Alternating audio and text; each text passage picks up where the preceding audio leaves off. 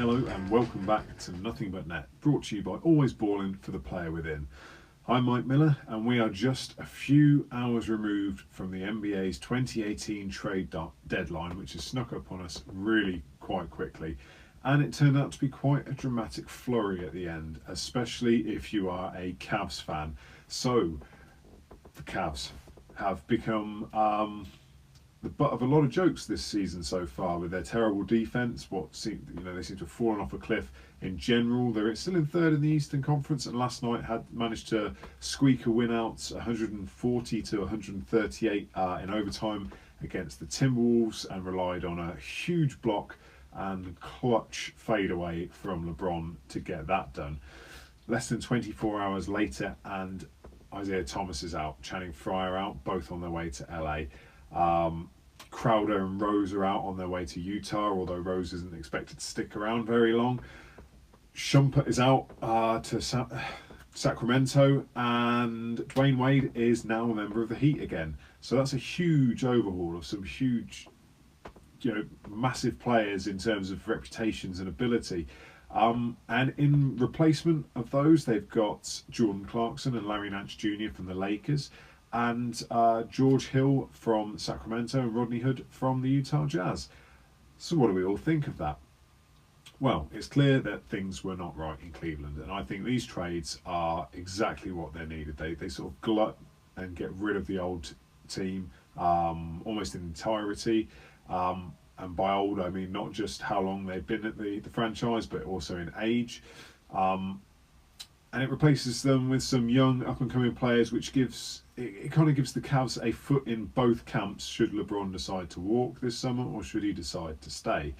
They've certainly got to make a decision this year as to whether they keep Rodney Hood. I myself think he's an incredible talent if he can stay on the court. He's had limited opportunities this year because Donovan Mitchell has just been absolutely fantastic for the Jazz. George Hill, I don't think there'll be much of an issue in sort of integrating him into the Cavs system because he is a team first point guard. He can orchestrate the offense. He works really well off dribble handoffs, off pop-ups.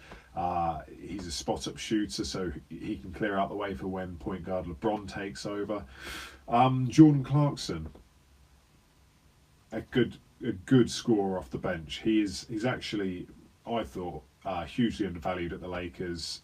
They've been trying to trade him for a while now, and he can score, he can play, and he provides them with some length and some athleticism off the bench.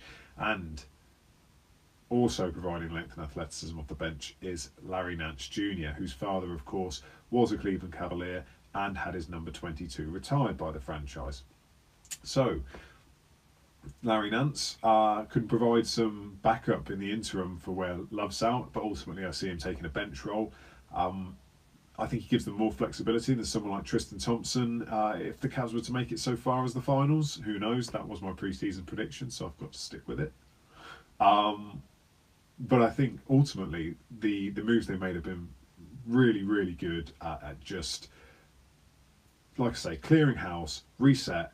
This is a team that is going to require time to gel, but there's more than enough time left for them to do that. They're still going to stroll into the playoffs, and that's when things need to step up.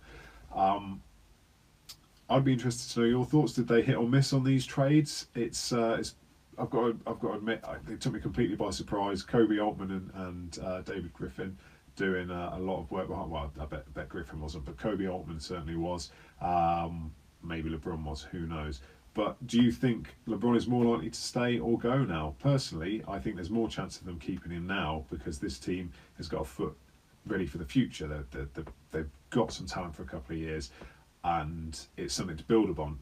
Certainly, they won't be a complete catastrophe like they were last time he walked out, should he decide to go again. And they managed to keep hold of the Nets pick quite early on. That first trade between the Lakers and the Cavs meant that because there was a second round pick involved, meant that the Cavs couldn't trade the pick that belonged to the Nets. So straight away that room is quashed, give them a much stronger dealing position for the subsequent trades. And hopefully they can pick up someone good with that this summer. And if LeBron sticks around, who knows? But thank you again for watching. I'll catch you next week where we'll just be ready for All-Star Game.